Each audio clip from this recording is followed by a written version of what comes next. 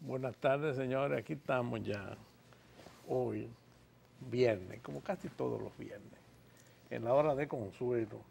El Comité Dominicano Pro Ayuda Internacional Haití, que mucha gente no entiende. ¿Cómo ayuda internacional a Haití? Si los dominicanos necesitamos que nos ayuden, sí.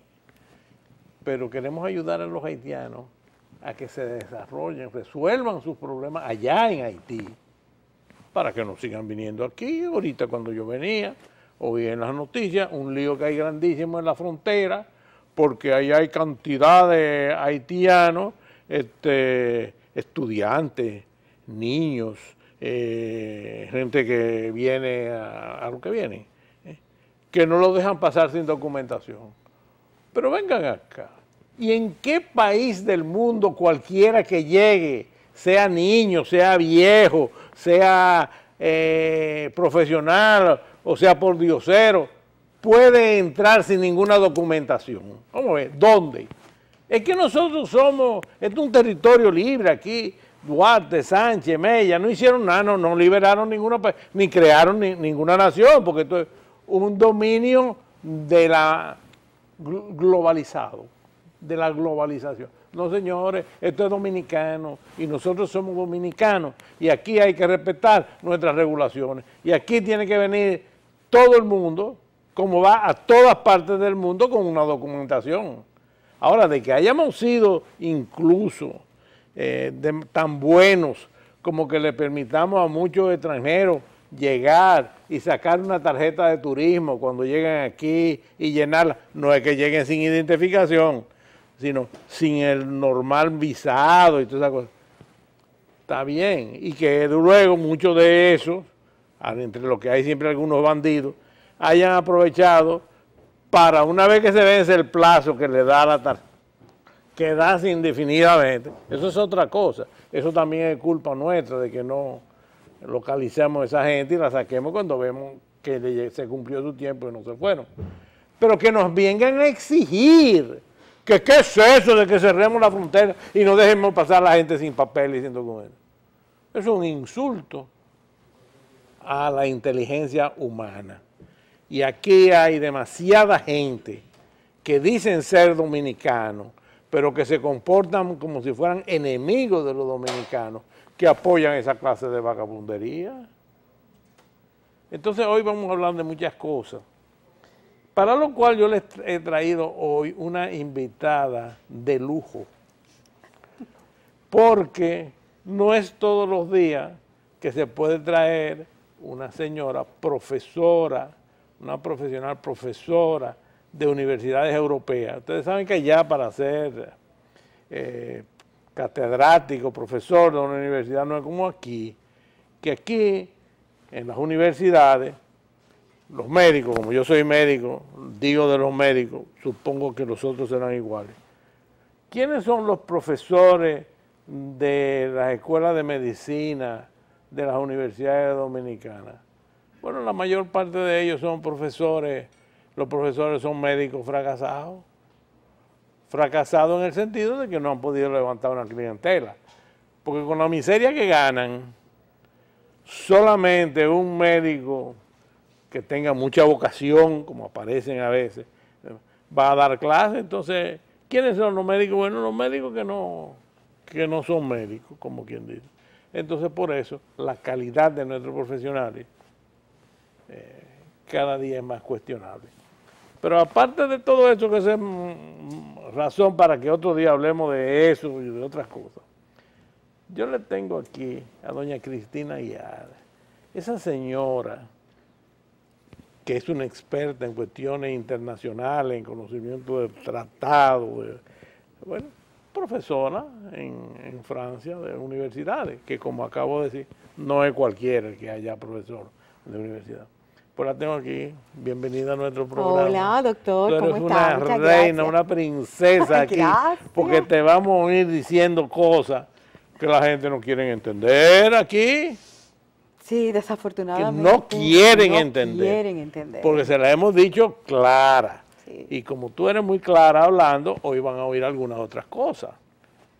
para que se ilustren y sepan lo que es una nación que se respeta, que hace que sus ciudadanos y los que nos visitan cumplan con sus leyes y que sepan que las leyes, cada país se da sus leyes de acuerdo con sus instituciones, si tiene que promulgarla, si tiene que aprobarla la Cámara de Diputados, si tiene que aprobarla la Cámara de Senado, si tiene que promulgarla el presidente, cuando es un parlamento es otro sistema, cada cual hace, pero nosotros tenemos el derecho, y de hecho lo hacemos, a darnos nuestras leyes.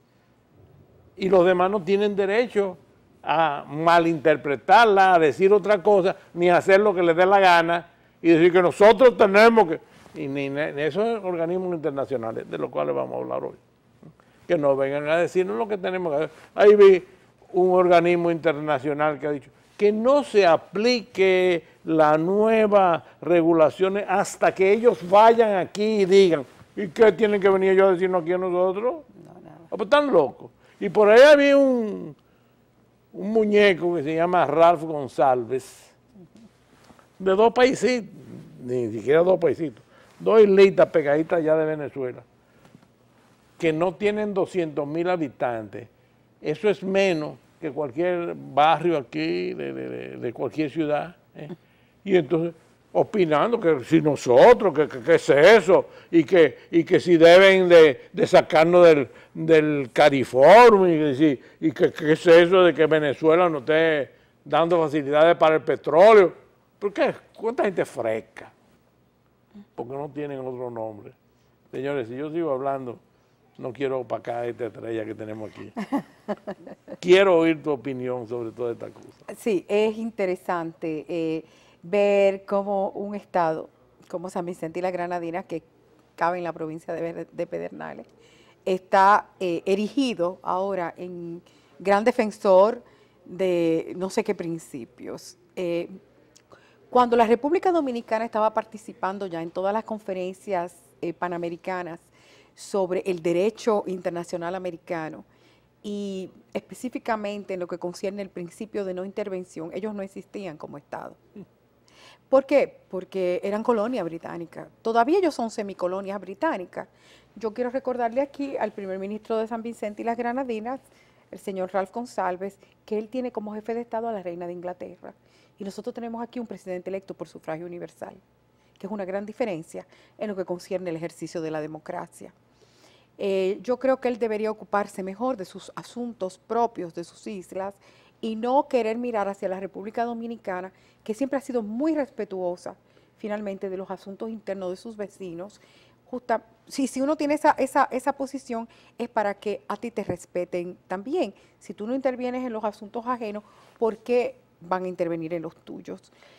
Esto hay que recordárselo con bastante vigor, yo creo, a esta parte del hemisferio, el Caribe anglófono, porque ellos no concurrieron a ninguna de estas citas históricas en 1927, 1928 en La Habana, en Buenos Aires en el 1933, cuando se firmaron tanto la Convención Interamericana de Derechos y Deberes de los Estados y su protocolo adicional.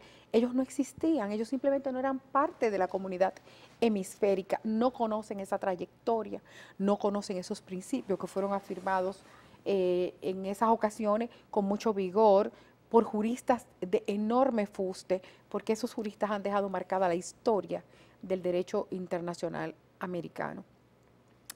Aquí estamos viendo algo que es muy novedoso por parte de los organismos internacionales y por parte de la propia organización regional que es la OEA, de que la Carta Constitutiva de las Naciones Unidas, de la que toda esta comunidad también es miembro, y República Dominicana es miembro fundador de las Naciones Unidas, concurrió a Dumbarton Oaks, firmó la carta con sus delegados, la Carta Constitutiva. La Carta Constitutiva de las Naciones Unidas prevé que el fideicomiso y la tutela no se aplican a los Estados miembros. Sin embargo, estamos asistiendo a un proceso, y hay que ponerle mucha atención en el plano jurídico, de que quieren poner bajo tutela un Estado a través de la Corte Interamericana de Derechos Humanos, o sea, un gobierno de jueces. El general de Gaulle siempre expresó su miedo al gobierno de los jueces, porque la política y el derecho han tenido siempre una discusión bastante interesante, porque en el 1999, cuando nosotros suscribimos un instrumento, que es un instrumento a los ojos del derecho interno irregular, lo digo bien, subrayo, y lo subrayo hasta con neón, un instrumento irregular de aceptación de la competencia de la Corte Interamericana de Derechos Humanos o del sistema judicial de la Convención de San José, porque ese documento no ha pasado el trámite interno para los tratados. Algunos están sosteniendo que eso no es un tratado adicional, que es simplemente un adendum al tratado principal y que el accesorio sigue el principal. No obstante, el derecho constitucional dominicano prevé que para agravar los compromisos del Estado dominicano se necesita la sanción del Poder Judicial, es decir, la ratificación a todas luces. Aceptar la competencia de una jurisdicción internacional como la Corte Interamericana de Derechos Humanos significa una agravación de los compromisos internacionales de la República Dominicana. ¿Por qué? Porque siempre hay el riesgo de ser condenado y las condenas implican daños y perjuicios millonarios.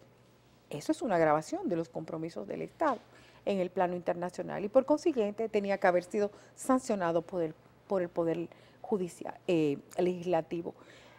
Donde yo tengo una posición diferente hacia algunos de mis colegas es que la República Dominicana ha concurrido a las audiencias. Su presencia, el derecho internacional es consensual. Al haber concurrido, la República Dominicana ha validado por su sola presencia la competencia de la Corte. Eso se hace en una base de caso por caso, por supuesto, pero hasta ahora nosotros hemos ido a todos. En la primera audiencia, en el 1999, la comisión, a través de unos estudiantes de Berkeley y de Columbia que estaban haciendo clínica jurídica, tomando a República Dominicana como conejillo de Indias, solicitaron por medio de una actio popularis que la República Dominicana fuera despojada de la potestad del control migratorio, diciendo que la República Dominicana no tenía la posibilidad de ejercer su control migratorio conforme a la normativa de los derechos humanos.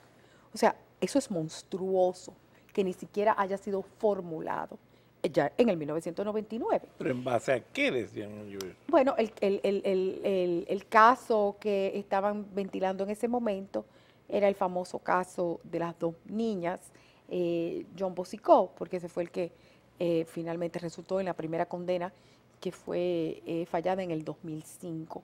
Pero estamos viendo en ese camino que ellos están haciendo jurídico y por la misma posición que la OEA adoptó en estas audiencias al que convocaron a República Dominicana a solicitud de la miríada de islitas caribeñas que cuando nos necesitan para algo nos buscan, pero ahora como Haití lo solicitó primero, pues ellos se fueron del lado de Haití.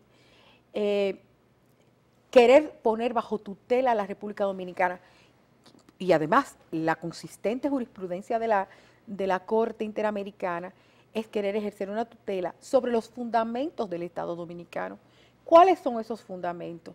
Los fundamentos del Estado Dominicano lo constituye esa base de ámbito reservado discrecional en las competencias del Estado. La materia migratoria, la nacionalidad, además de la defensa y la seguridad. Ya quieren socavar dos de los pilares fundamentales de ese ámbito reservado, que son el control migratorio o el derecho migratorio, es decir, la condición de entrada y de permanencia de los extranjeros en el territorio, que es una de las formas en que el Estado ejerce su competencia personal sobre los que están en su territorio y que no son sus nacionales, y la otra es la nacionalidad. Hemos visto que el propio Insulza dijo, está clarito, clarito, la nacionalidad es un derecho humano. Pues yo le voy a corregir la plana al secretario general Insulza con todo el respeto que él me merece. Él, antes de ser secretario general de la OEA, nunca se ocupó de derechos humanos. Él se ocupó de derechos laborales y de negociaciones con los sindicatos porque él fue ministro del Interior en Chile. Entonces, no es el mismo ámbito de competencia. Y por otra parte, aunque aparece en la Convención Interamericana como un derecho humano, cuando apareció el principio, ya yo lo he explicado a la saciedad, que fue con la Declaración Universal de los Derechos Humanos en el 1948, el artículo 15, fue el que fue replicado en la Convención Interamericana. El artículo 15 de la Declaración Universal de Derechos Humanos, que es una resolución de la Asamblea General de las Naciones Unidas, dice: toda persona tiene derecho a una nacionalidad y a la nacionalidad del territorio donde nace, si no tiene derecho a otra. Porque Europa acababa de salir de la Segunda Guerra Mundial, donde por las exacciones del régimen nazi hubo gente y además hubo una recogida de territorios. De repente aparecieron gente que no tenían ningún vínculo jurídico. Señores, la nacionalidad es un vínculo jurídico con un Estado. Y a mí me gustó que esta mañana alguien que yo conozco y que aprecio mucho me escribe en Facebook una serie de cosas que yo digo: ay, señores, pero para escribir eso, verifiquen primero en los libros, en los buenos libros, Batifoli Lagarde, Bernardo Ditt, Niboyer. No escriban cualquier cosa, porque el ego por ahí que no sabe nada, se toma eso como siendo la realidad. La nacionalidad tiene dos intereses, una en el plano interno y otra en el plano internacional. Cierto es, la nacionalidad produce efectos en el plano internacional. Eso ha sido juzgado por las jurisdicciones internacionales encargadas de ese tema desde hace mucho tiempo. ¿Cuál es ese interés en el plano internacional que en el caso de la gente que no tienen vínculo jurídico no se da? Es que en caso de que el individuo tenga un problema en un territorio X, Y o Y donde se encuentre, si tiene una nacionalidad, puede requerir a su Estado nacional que lo proteja. Eso es la protección diplomática. Es el efecto más contundente de la nacionalidad en el plano internacional. Es la protección diplomática. Como dicen los tratadistas, es un mínimo de amparo que el individuo tiene en el plano internacional, si lo necesita. Eso fue juzgado en el caso Nottebohm de 1955 por la Corte Internacional de Justicia. Bien, en el plano interno, ¿cuál es el interés de la nacionalidad? Primero, es el vínculo con el Estado que garantice el ejercicio de los derechos civiles y políticos. La accesión a los cargos públicos en la nacionalidad. El derecho a elegir y ser elegido en la nacionalidad, ¿verdad? Pero también en derecho internacional privado, la nacionalidad es el elemento de conexión para establecer un cierto número de elementos del estatuto personal del individuo: el nombre, el domicilio, el estado civil. Entonces la nacionalidad en el plano interno tiene un interés muy concreto. Esto de la nacionalidad en el plano internacional, vemos además que esa querer sujetar la noción de nacionalidad a los derechos humanos surge por esa tensión que subyace con el problema de los apátridas que quedaron en Europa, señores, Europa, después de una guerra donde desaparecieron estados, imperios, etcétera, 2 guerras mundiales, quisieron desaparecer 5 imperios. Y entonces había una masa de gente, todavía hay una masa de gente nómada en Europa, y los gitanos los han repartido entre varios estados de manera casi arbitraria, porque los gitanos están en Bulgaria, en Rumanía hay más de 11 millones de gitanos. En España hay muchísimos rumanos, gitanos rumanos. Y en Eslovaquia hay 9 millones. La Unión Europea se está alando los moños, literalmente, y me perdonan la familiaridad de la expresión con este tema de los gitanos, porque le quieren garantizar derechos fundamentales a los gitanos y como que no es muy viable. Los gitanos no leen, son analfabetos, la gran mayoría de los gitanos son analfabetos, y a la hora de protegerlos de cualquier cosa, pues eso ese mecanismo de la protección diplomática, pues se hace bastante difícil. Son gente que se mueve muchísimo y además que tienen una forma de vida que no es ortodoxa, es diferente, es sui generis, es de ellos. Son nómadas, no les gusta mandar a los hijos a las escuelas. En Europa, en todos los países, la instrucción pública es obligatoria a partir de los 7 años, etcétera. Entonces, esa tensión subyacente de que no haya gente que no pueda ser conectada con un Estado es lo que traduce el que toda persona tiene derecho a una nacionalidad. Sin embargo, no vemos ninguno de esos instrumentos que haya obligado a los Estados a legislar de una forma u otra. Sigue siendo el principio de la libertad para los Estados de determinar quiénes son sus nacionales. Desde la opinión consultiva de la Corte Permanente de Justicia Internacional, que fue el órgano judicial de la Liga de las Naciones, una opinión consultiva de 1924, ya se fija ese principio de libertad para los estados de determinar quiénes son sus nacionales. El único límite es que el Estado haya pactado con otro Estado algo concerniente a los nacionales de ese Estado o haya adquirido un compromiso internacional que limite su libertad. Pero si no, el Estado determina libremente quiénes son sus nacionales. La primera convención internacional en esa materia es de 1930, es una convención de La Haya, donde dice también, artículo 1, cada Estado determina libremente quiénes son sus nacionales conforme a su propia legislación. Y esa convención detalla a quienes se le da la nacionalidad del territorio donde nacen, al expósito, o sea, el niño que nace de padres desconocidos o al abandonado, y a la persona que no tiene posibilidad de tener otra nacionalidad. ¿Por qué? Porque en el derecho continental la modalidad de transmisión de la nacionalidad, la de derecho común, es el jus sanguinis, o sea, la afiliación, la consanguinidad.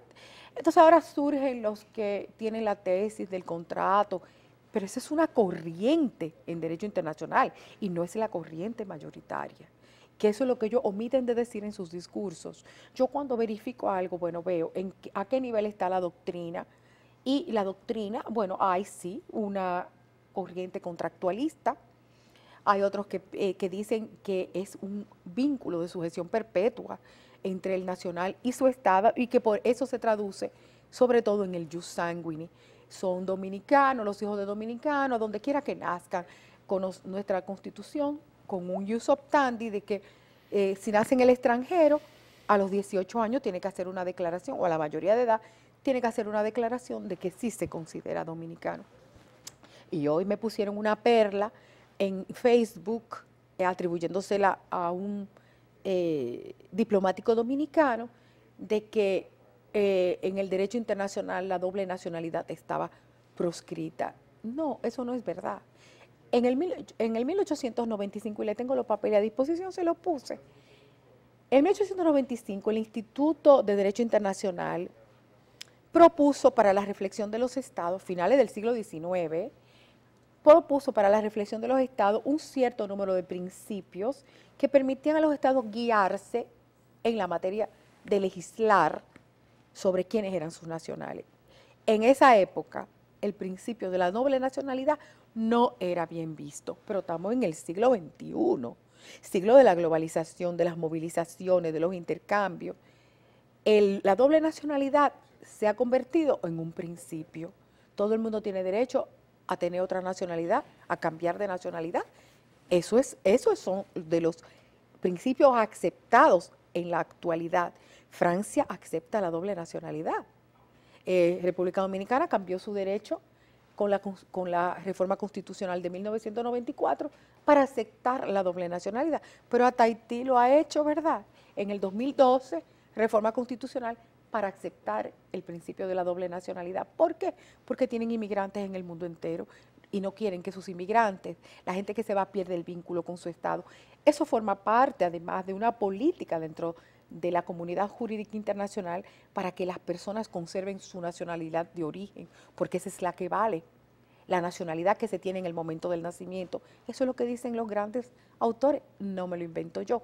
Y es tan así que aún en el mundo anglófono, cuando yo tuve la oportunidad de asistir a la sesión de Derecho Internacional de la Academia de Derecho Internacional de La Haya, en la parte de Derecho Internacional Privado vino un profesor de la Universidad de Sheffield y nos habló de que si había diferencia entre el criterio de la ley nacional y la ley del domicilio que utilizan los angloamericanos.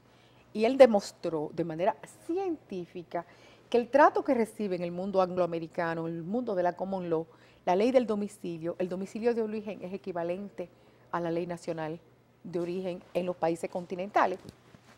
Entonces hay que saber de lo que estamos hablando y utilizar esos criterios con propiedad, no para querer confundir, no para querer atribuirse una victoria intelectual en esta materia.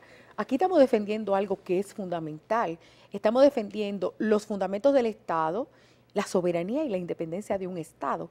Si aquí permitimos que todo el mundo opine, el que tiene derecho a opinar y sobre todo los que no tienen derecho a opinar, pues entonces mejor es que cerremos la República Dominicana.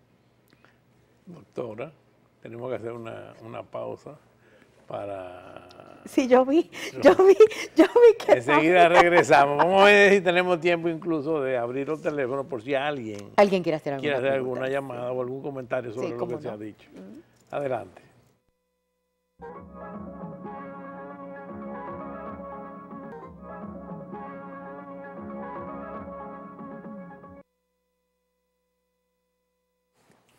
Señores, nosotros estamos aquí gracias a Pasteurizadora Rica, una fábrica de leche de la mejor durante muchos años. Plaza Lama, ahí está todo lo que usted necesite para Navidades, como le ha dicho Consuelo. Vaya allá y a la óptica Oviedo, que ustedes saben que hacen especiales los martes y los jueves. Ponme seguro Pepín, que esos son los que han siempre asegurado los vehículos. Y no se olviden de la clase de matemáticas de Capul, ahora que la matemática está en el país tan floja y tan fuerte en manos de Capul. Y los quipes Tía Abadía, que esos son los verdaderos quipes libaneses, y que se pueden conseguir en el supermercado Bravo de la Churchill y en la Núñez de Cáceres, el Café Santo Domingo y Arbaje Tour, señores, si se van para Semana Santa. ¿El qué? Óptica Oviedo. Pero yo lo dije. Porque parece que tienen algún especial. Hay algo especial de Óptica Oviedo. Ellos siempre tienen cosas especiales. Más que óptica, aproveche la super oferta. Viernes 15 y sábado 16. Montura más cristales, 499 pesos. Bueno, 499 pesos son $10. Por $10 en cualquier parte del mundo ni le miran a usted la cara. Bueno, pues vamos a seguir con lo nuestro. Hemos puesto el teléfono porque a lo mejor con todas estas cosas que ha dicho la doctora aquí, yo espero que ustedes hayan estado atentos para que hayan entendido todo lo que han dicho. Hay cosas que se han dicho aquí más que interesantes, sobre todo en un momento como este, donde todo el mundo quiere decirnos a nosotros los dominicanos lo que tenemos que hacer en nuestro país. Si alguien quiere alguna aclaración, por favor, puede llamar por teléfono ahora. La doctora está aquí, aprovechenla. Yo creo que nos vamos a tener que traer algún otro día, porque son muchas las cosas que aprendemos de ella y mucho lo que tenemos que aprender. De manera que anímense y si tienen cualquier duda ya saben, ya tenemos una llamada. Adelante con la llamada. Por favor, nos hablan despacio, claro y no nos tengan aparato eléctrico cerca para que no nos entendamos. Adelante. Sí, buenas tardes. Buenas tardes. Saludos a los doctores. Gracias. Gracias. ¿Cómo se maneja el problema de la lealtad en conflictos bélicos con respecto a la nacionalidad y la ciudadanía? Gracias. Sí, ese es uno de los aspectos que podría entrar en línea de cuenta con el tema de la doble nacionalidad.